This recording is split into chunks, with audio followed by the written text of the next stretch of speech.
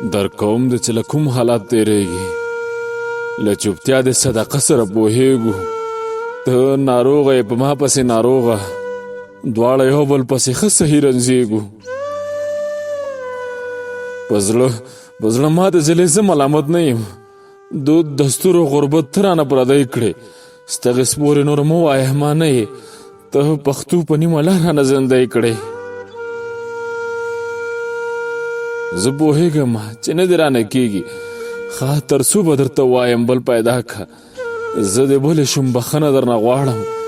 جار مینې زړه دې صبر نور له ما که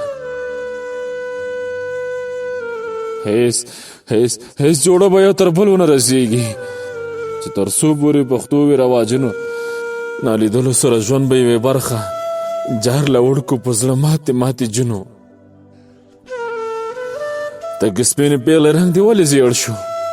چې خبره مې صفا وکړي خفه شوې زه نو څه وکړم زه ملامت نه یم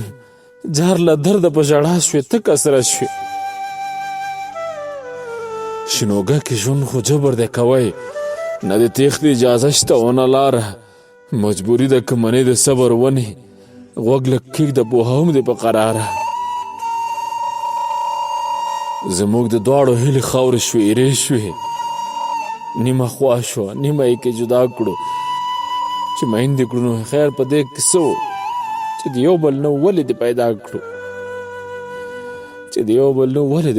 کړو